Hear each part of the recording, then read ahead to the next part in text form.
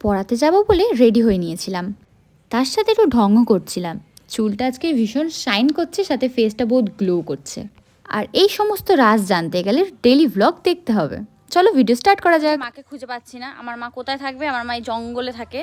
যখন আমি মাকে মানে বলেছি, তখন দেখি উনি ঘরের মধ্যেই থাকে না, ঠিক এই জঙ্গলে আনাচে কানাচে উনি এরকম সবসময় ওনাকে দেখতে পাওয়া যাবে। এরকম আমি আসছি।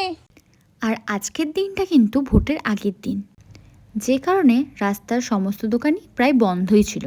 আর আমি জানি না এত গভীর মনে ভাবতে ভাবতে আমি কী করছিলাম। পৌঁছে গিয়ে সিঁড়িতে ছোট্ট ছোট্ট পায়ে উঠতে উঠতে ঠিক 4 তলায় পৌঁছেও গেলাম। তারপর এক স্টুডেন্টকে দিয়ে দিয়েছিলাম ইংলিশ করতে, আর এক স্টুডেন্টকে দিয়ে দিয়েছিলাম অঙ্ক করতে, কারণ দুজনেরই আছে এক্সাম সামনে।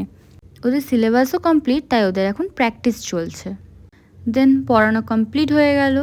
আর আমি যেখানে পড়াই সেখানে অল টাইম ট্রেনই যেতে থাকে। আর আগের দিনের ব্লগে শেয়ার করেছিলাম আমার এরপরেও 2 স্টুডেন্টের বাড়ি যেতে হয়, কিন্তু তাদের বাড়িতে একজন মারা গেছে। আর ওই রকম সিচুয়েশন বাড়িতে কখনো ভিডিও করা চলে না, সেই জন্য এই বাড়িতে ভিডিও করে দেখালাম না।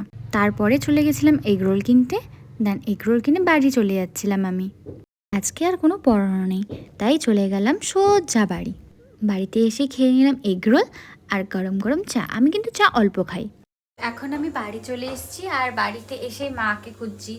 মা দেখছি রান্নাঘরে মাটন রান্না করছি। কালকে যেহেতু ভোট, আর আমাদের মমতা দিদি বলেই দিয়েছে যে পান্তা খেয়ে ভোট দিতে যেতে, তাই আমরা পান্তা খেয়ে তো ভোট দিতে যেতে পারি না।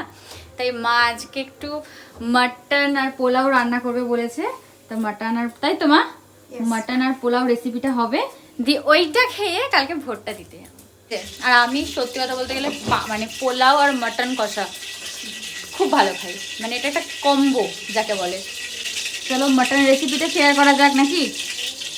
ভিডিও আমার অনেক বড় হয়ে যাবে, তাই মাটন রেসিপিটা শেয়ার করা যাবে না। তোমরা যদি দেখতে চাও নেক্সট কোনো ব্লগে দেখাবো।